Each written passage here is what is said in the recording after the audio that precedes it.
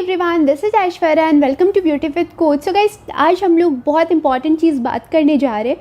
आज मैं यहाँ पे कुछ पढ़ाने नहीं आई हूँ, बस आप लोगों को कुछ समझाने आई हूँ, क्योंकि ये ईयर थोड़ा सा तो डिफ़िकल्ट होने वाला है, स्पेशली प्री फाइनल ईयर वालों के लिए जो अभी अपना प्लेसमेंट का वेट कर रहे हैं। क्योंकि आप सबको पता है वर्ल्ड इकोनॉमी बहुत नीचे गई है, आप सभी को पता है कि आईटी सेक्टर्स का भी हालत बहुत ज़्यादा अच्छा नहीं है।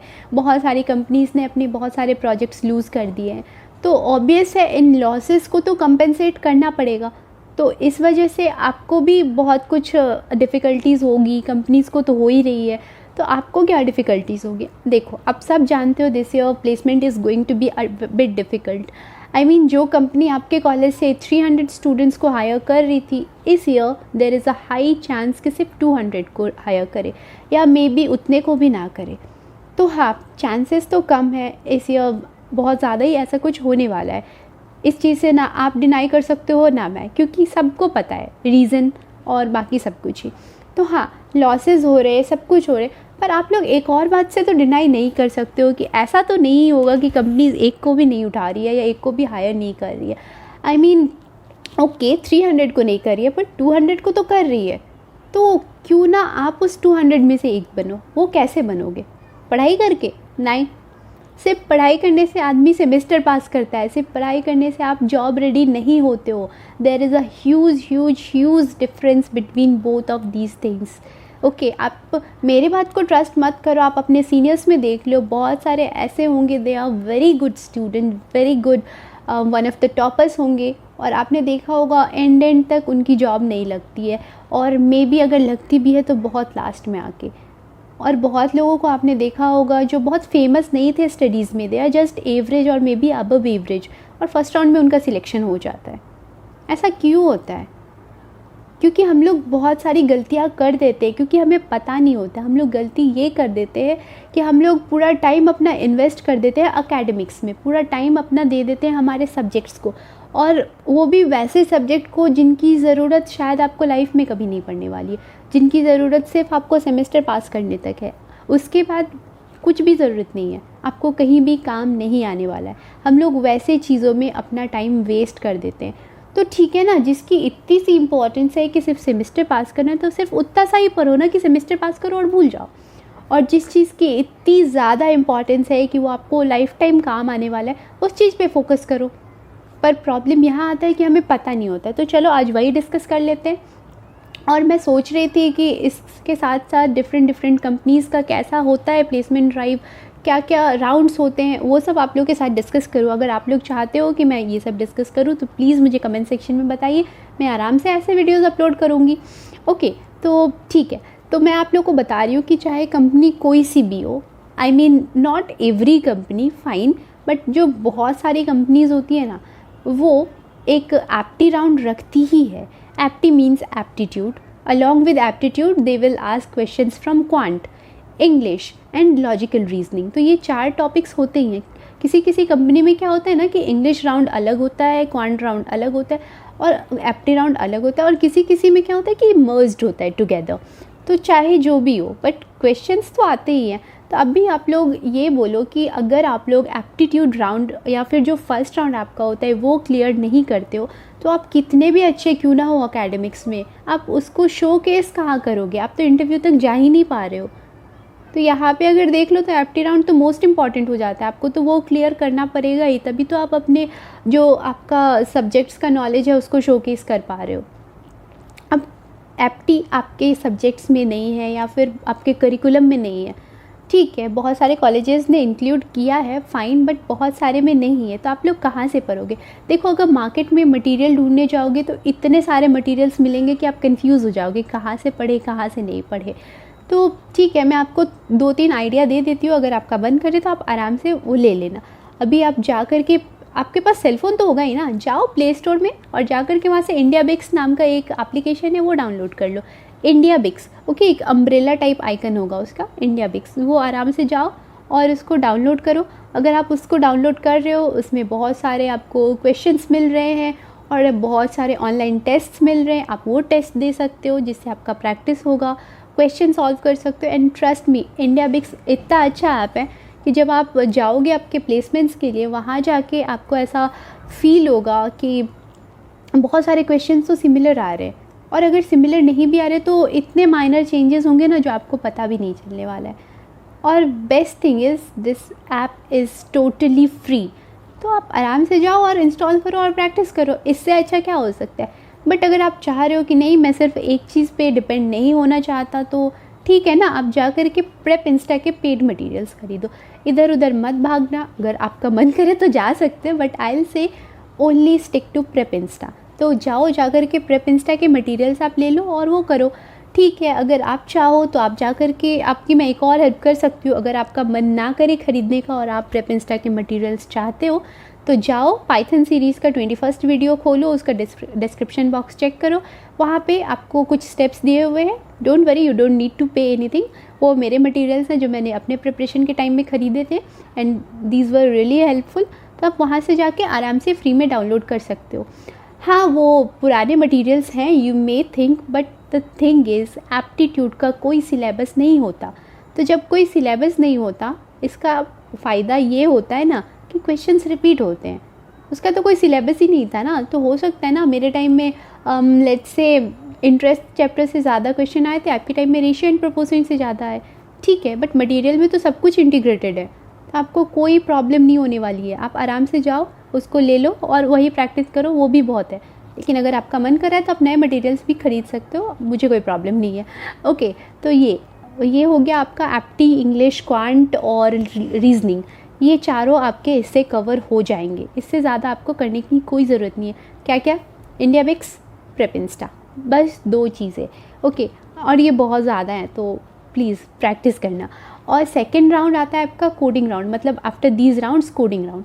तो कोडिंग राउंड बहुत बारी क्या होता है ना, बहुत सारे बच्चे ऐसे होते हैं जिनका नॉलेज लेवल ना बहुत ज़्यादा होता है, मतलब थ्योरेटिकल नॉलेज उनका बहुत अच्छा होता है, बहुत ज़्यादा, पर जब इम्प्लीमेंट करने की बात आती है they can not, because of lack of practice. वो कोडिंग करने पे इतना टाइम देते ही नहीं है, वो बस वही सब्जेक्ट्स पढ़ने में लगे रह जाते हैं, और जब तक आप कोड करोगे नहीं तब तक नहीं सीखोगे। ऐसा नहीं मैं बोलूँगी कि आप मेरे वीडियोस देख के कोड करना सीख जाओगे, कभी नहीं सीखोगे, ट्रस्ट मी, कभी नहीं सीखोगे। वहाँ से आप सिर्फ सिंटैक्स सीख सकते हो। मैंने बोला था आप लोगों को कि 21 डेज़ में पाइथन सिखा दूँगी, हाँ, लेकिन आपने नोटिस किया होगा मैं हर वीडियो के एंड में बोल रही हूँ keep practicing, keep practicing, keep practicing. कोई तो रीज़न होगा ना, एंड द रीज़न इज़ मैंने आपको सिर्फ सिंटैक्स सिखाया है, मैंने आपको सिर्फ ये बताया है कि उस चीज़ का मतलब क्या होता है और कैसे इम्प्लीमेंट करना है, पर उसके बाद इम्प्लीमेंट कहाँ करना है ये तो आपको आपका एक्सपीरियंस बताएगा। ये मैं या कोई कभी नहीं बता सकता है, वो आपको आपका एक्सपीरियंस बताएगा, और एक्सपीरियंस आएगा प्रैक्टिस करने से। तो इसलिए मैं बोलती हूँ प्रैक्टिस करो। ठीक है, अब प्रैक्टिस करो इज़ फाइन, बट आपको बहुत सारे क्वेश्चन फिर मन में आ रहे होंगे प्रैक्टिस कहाँ से करें, इज़न्ट इट? तो ठीक है, आप बहुत सारे वेबसाइट्स हैं, आप हैकर रैंक उठा सकते हो, वहाँ से हैकर रैंक पे जाओ, फ्री में रजिस्टर करो, you don't need to pay anything. वहाँ से जा कर के आप प्रैक्टिस करो। आपका मन करो आप हैकर अर्थ से जाके प्रैक्टिस कर सकते हो, लीड कोड से जाके प्रैक्टिस कर सकते हो, कोड फोर्सेस हैं, कोड शेफ है, ये सारे बहुत सारे वेबसाइट्स हैं, आप कर सकते हो। गीक्स फॉर गीक्स है, I personally prefer Geeks for Geeks, और रीज़न मैं बता दे रही हूँ कि गीक्स फॉर गीक्स पे आप जब खोलोगे तो वहाँ पे एक कंपनी प्रिपरेशन करके टैब है, तो वहाँ पे जा कर के आप देख सकते हो कि कौन सी कंपनीज़ किस टाइप की क्वेश्चंस पूछती है। वहाँ से आपको बहुत सारा आइडिया मिल सकता है, और आपको पता होगा कि आपके कॉलेज में कौन सी कंपनी आ रही है। तो इट्स बेटर कि आप पहले उन्हीं कंपनीज़ पे फोकस करो, क्योंकि हाथ में एक जॉब सिक्योर्ड होता है ना, उसके बाद फिर दूसरा ट्राई करने में बहुत मज़ा आता है, पर जब तक एक सिक्योर्ड नहीं होता है अलग लेवल का प्रेशर होता है। तो एक जॉब ले लो पहले, उसके बाद फिर देखना। तो आराम से जाओ, वो कंपनी टैब खोलो और जो भी कंपनी आती है उसमें जाओ और उस कंपनी का प्रिपरेशन करो। और गीक्स फॉर गीक्स में एक और बहुत अच्छी चीज़ है, कोर्सेज़ में अगर आप जाओगे तो वहाँ पे आपको कुछ पेड कोर्सेज़ भी हैं, कुछ फ्री कोर्सेज़ भी हैं। I am not talking about paid courses, okay. अब जाओ और फ्री कोर्सेज़ जितने मन कर रहे हैं ना सब में रजिस्टर कर लो। तो आप कुछ पे तो नहीं कर रहे हो ना, तो फिर क्या जा रहा है, आराम से रजिस्टर करो और आराम से प्रैक्टिस करो। वहाँ से आपको बहुत सारे क्वेश्चन मिलेंगे, और नॉट ओनली क्वेश्चन, वहाँ से कॉन्टेस्ट्स भी मिलेंगे। और एक और चीज़ मैं बोलना चाहूँगी, कोई भी प्रोग्रामिंग कॉन्टेस्ट, नो मैटर वो प्राइज़ मनी दे रही है नहीं दे रही है, क्या कर रही है नहीं कर रही है, जितना पॉसिबल हो सब में पार्टिसिपेट करो। इससे एटलीस्ट आपको पता चलेगा कि कैसे कैसे कोडिंग क्वेश्चंस आते हैं, और ये बहुत हेल्पफुल होगा, बहुत ज़्यादा हेल्पफुल होगा। तो जाओ आराम से उन चीज़ों में प्रैक्टिस कर सकते हो। और जहाँ पे मैं गीक्स फॉर गीक्स पे के फ्री कोर्सेज़ में बात कर रही थी, आपको जितने कोर्सेज़ में करना है ना, मैं तो सारे में कर ली थी, तो अगर आपको मन है तो आप भी कर लो। मैंने पेड कोर्स एक भी नहीं लिया था, बट हाँ जो भी फ्री कोर्सेज़ थे मैंने सारे लिए थे। तो अगर आपका मन करे आप भी मेरी तरह सारे ले लो। पर स्पेशली मैं बोलूँगी एक सूडो प्लेसमेंट करके आता है और एक इंटरव्यू प्रिपरेशन, ये 2 कोर्सेज़ ना बहुत अच्छे हैं, बहुत बहुत अच्छे हैं। इन दोनों में तो पक्का से ही कर लेना, बाकी किसी में नहीं मन करे ना तो मत करना, पर इन दोनों में कर लेना। और सारे कॉन्टेस्ट हो या फिर प्रैक्टिस सेट्स हो, जो भी हो वो सब आराम से देना, बहुत अच्छा फ़ील होगा। मतलब अभी तो 3 मई तक लॉकडाउन चल रहा है, फ़ाइन। उसके बाद आपके पास मई बचा हुआ है और प्लेसमेंट स्टार्ट हो जाता है आई गेस जुलाई और अगस्त से, किसी कॉलेज में जुलाई से, किसी में अगस्त से। तो अभी आपके पास 2-2.5 महीने जैसे बचे हुए हैं।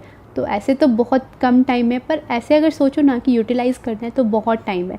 बिकॉज़ ये लॉकडाउन से अच्छा टाइम ना आपके लिए कुछ नहीं हो सकता। अगर आप प्री फाइनल ईयर स्टूडेंट हो, आपको कॉलेज नहीं जाना पड़ रहा है, मतलब आपके पास टाइम ही टाइम पड़ा हुआ है, तो उसमें बैठ कर के आप पढ़ाई कर लो ना।